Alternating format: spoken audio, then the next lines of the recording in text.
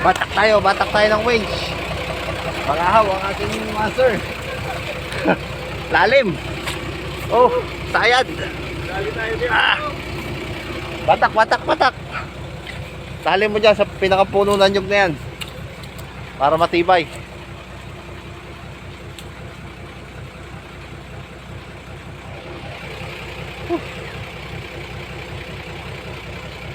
Gamit tayo ng winch.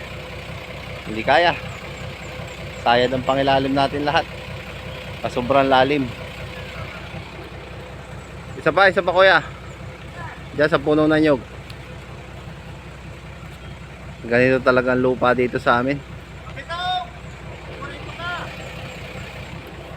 Pag panahon ng ganitong tag-ulan, napakalambot ng lupa. Wala man lang bato. Ayan. Ilala ko naman doon ngayon. Oh.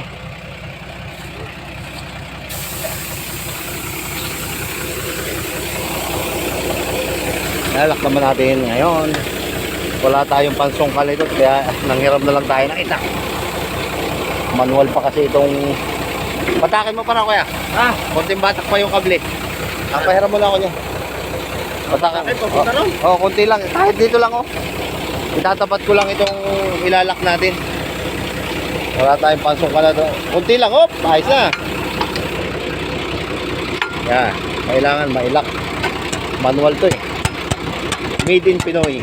Hindi kaya ng hapon yan. Itak-itak lang ang gamit. Pahawak. Doon ka. Kabilang side na yun. Videohan mo ako. Baka makakaalis na Doon ka sa may maliit na nyug na yan.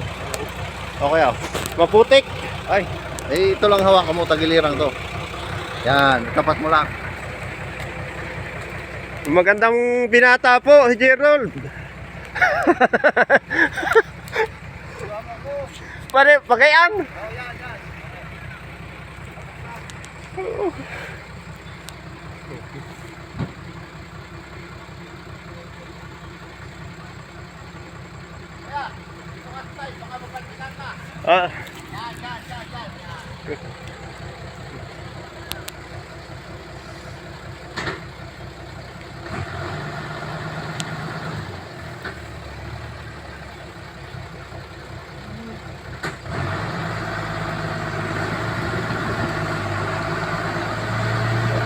Bakit na?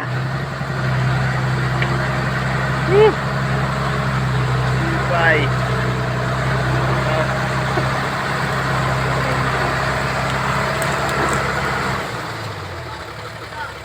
Ha? Ayos, ang pagkakulo ng kable, ayos. Nasa gitna, tingnan mo daw. Ayos. Ayos lang. Ayos na.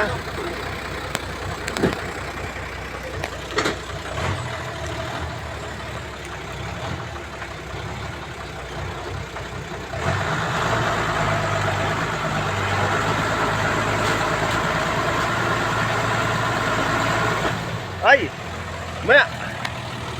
Parang sala Uy, sala ang pulong.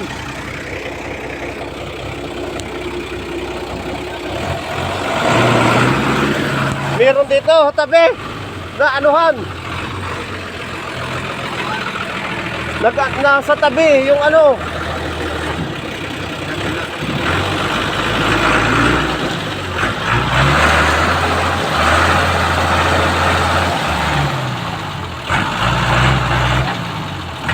Hindi na sayat Hindi na.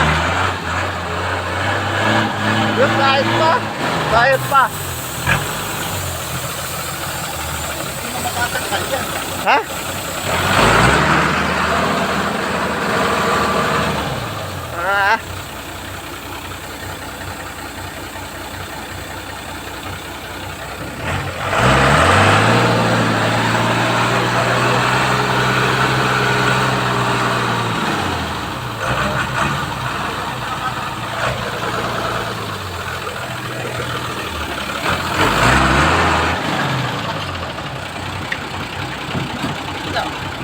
Sayad pa Yan lang huli. Libre na yung una. ano pala, yung wala dyan mo. Ay, putik ko. Ay, problema ito. Hirap tanggalin ito. Ayaw. Pinatingnan ko na sa'yo kanina.